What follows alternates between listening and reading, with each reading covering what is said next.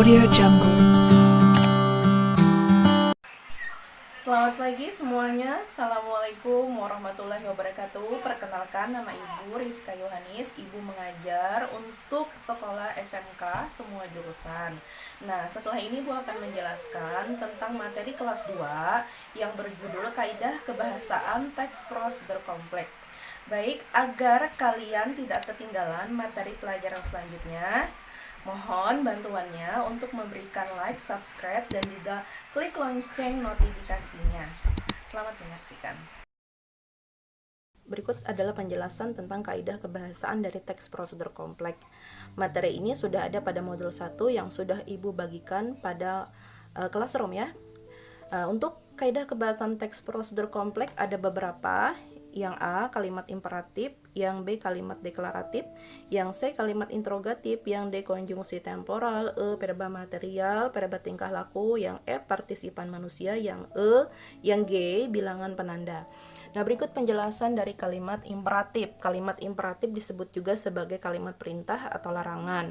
Nah, dalam kalimat imperatif ini dia memiliki dua sifat ya. Yang pertama sifatnya perintah, yang kedua sifatnya larangan. Nah, contoh kalimatnya, haluskan singkong, tanda seru. Nah, itu adalah contoh kalimat imperatif yang sifatnya perintah.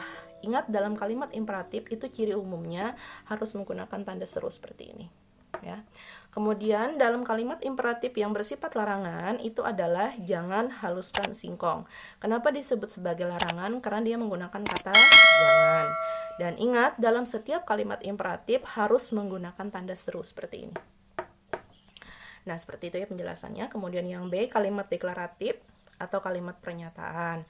Kalimat pernyataan ini berisi tentang informasi yang ingin disampaikan dalam suatu kalimat. Contoh kalimatnya adalah getuk lindri merupakan makanan dari Jawa Tengah. Jadi informasi yang disampaikan adalah tentang getuk lindri yang merupakan makanan dari Jawa Tengah. Ingat, akhirnya menggunakan tanda titik dalam setiap kalimat ya.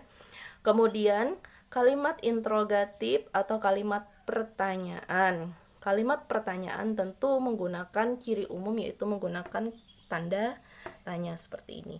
Nah, contoh kalimatnya, bagaimana cara membuat getuk lindri? Tanda tanya. Nah, seperti itu ya. Jadi bila kalimat yang merupakan pertanyaan, terdapat tanda tanya, terdapat kata yang merupakan pertanyaan, maka itu adalah kalimat interrogatif. Kemudian yang D, konjungsi temporal. Konjungsi temporal itu artinya adalah penghubung waktu. Konjungsi artinya penghubung, temporal itu merujuk kepada waktu.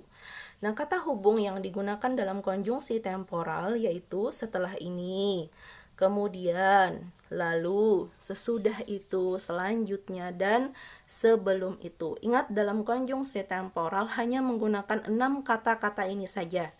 Yang pertama setelah ini, yang kedua kemudian, yang ketiga lalu, yang keempat sesudah itu, yang kelima selanjutnya, dan yang terakhir yang keenam sebelum itu. Ingat, hanya menggunakan kata-kata ini saja. Itu yang menunjukkan bahwa dia merupakan konjungsi temporal.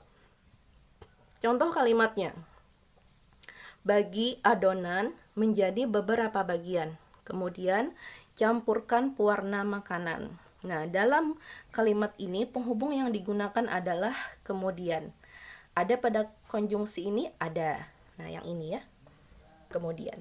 Nah, dalam kalimat konjungsi temporal, dia adalah kalimat yang menghubungkan dari beberapa contoh kalimat. Jadi kalimat pertama, bagi adonan menjadi beberapa bagian, itu kalimat pertama. Yang kedua, campurkan pewarna makanan. Dalam konjungsi tentu dia harus ada beberapa kalimat yang dihubungkan oleh satu kata penghubung. Nah, seperti itu ya. Satu kata penghubungnya adalah kemudian. Nah, selanjutnya verba material. Verba artinya kata kerja, material atau materi atau disebut juga sebagai bahan, ya.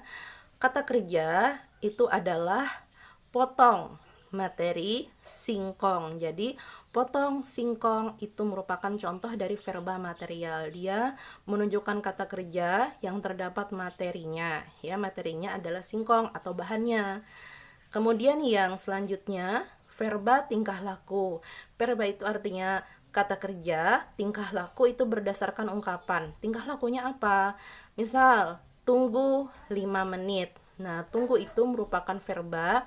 5 menit ini adalah salah satu tindakan di mana mengharuskan kita harus menunggu selama 5 menit. Seperti itu ya.